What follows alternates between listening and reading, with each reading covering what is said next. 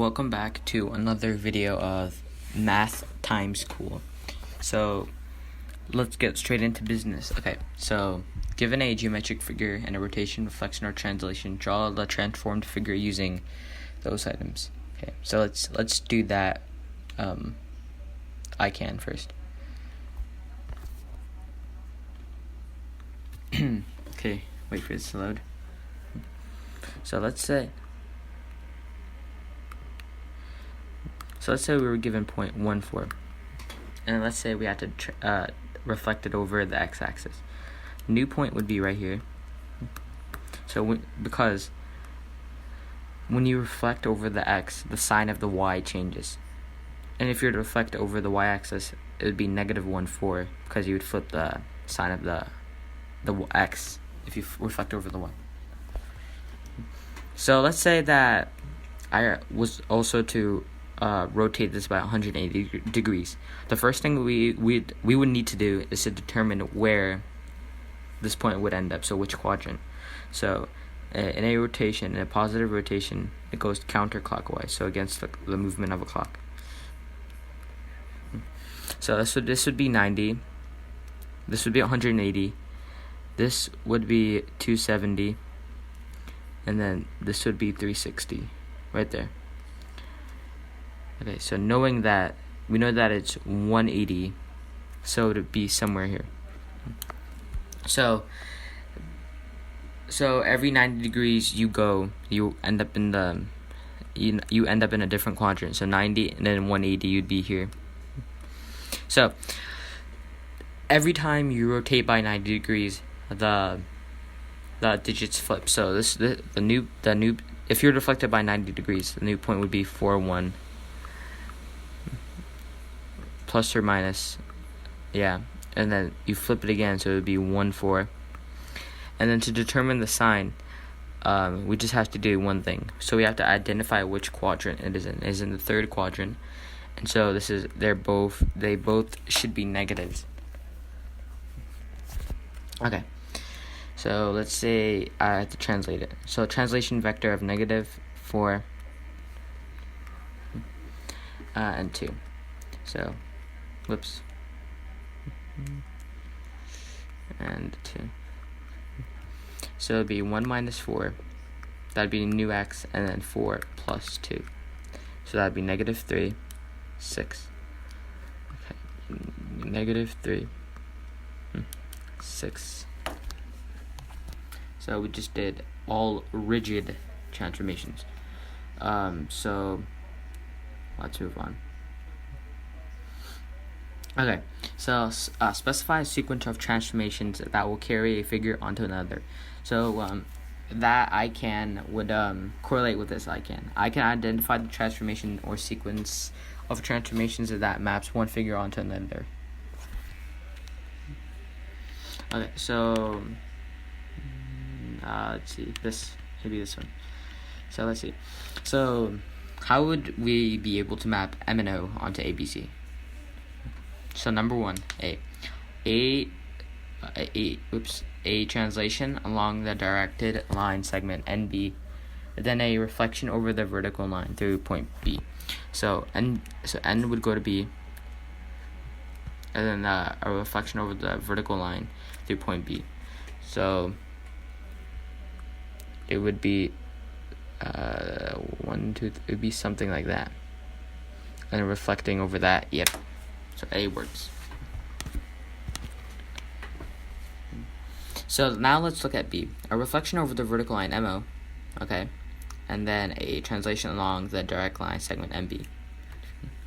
So this would be the new shape. It's not exact, so it's rough. So wait, let me just do it exact. Okay. So here. It's 4, 2, 3, and then back. So it would be something like that. And then you were to you'd be moving M to B. So it would actually look like that, somewhat. Yeah, because you're moving M to B. So you can see that M correlates with A, not B, and so the answer is A. Only sequence A. So, which of these would map STUV onto ABCD? So 9, translation 9 units to the left, 7, 2, 3, 4, 5, 6, 7, and then 2 units up, 1, 2. And then a 180 degrees about point C. So you can see that one point would be right here, and let's do the other points too. 1, 2, 3, 4, 5, 6, 7, and then 1, 2. I'm just gonna do 2 points, and then a 180 degree rotation about C. So U would be corresponding with C. That's good. And then a 180 degree turn, and so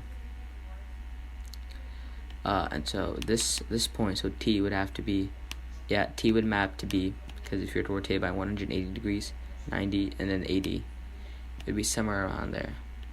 So A works. So 180 degree rotation around point B, and then 3 units to the left, or around T, and then 3 units to the left, 1, 2, 3, 8 units at 1, 2, 3, 4, 5, 6, 7, 8. So T of B, yes. So these would be, so if you were to just reflect it, it would look something like that, something along the lines of that, and then if one of these points were able to map on, then the other point should be able to, because this point would be it would be somewhere around here. Wait, let me check. 1, 2, 3, 4, 5, 6.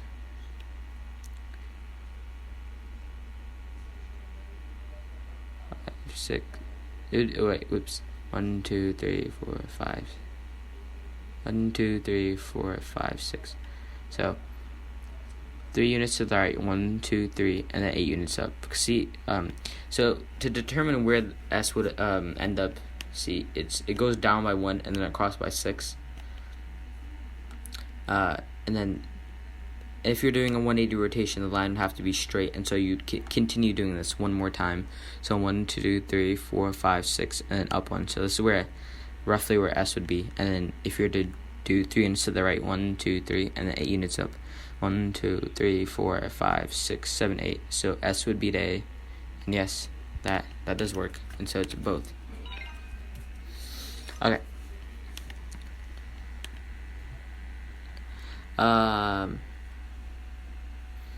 Wait a minute. So did we do everything? Yeah. Actually, why not just do this anyway? Let's do one problem. I was able to map circle M 1 to N using a sequence of rigid transformations, so the figures are congruent. What error did she make in her conclusion? So it would be A, because she did not use only rigid transformation. She used a dilation, because it says that, and just by looking, you can see that it was dilated. So they are not congruent. They're similar. Okay, congratulations. We are moving on to Unit 2. Okay, let's go. Actually, I think I will stop the video here and then work on Unit 2 in the next videos. So my idea is that I will quickly go over how you were able to prove that 2 triangles are congruent next video. So that will be the whole video. So how to prove 2 triangles are congruent. Yeah.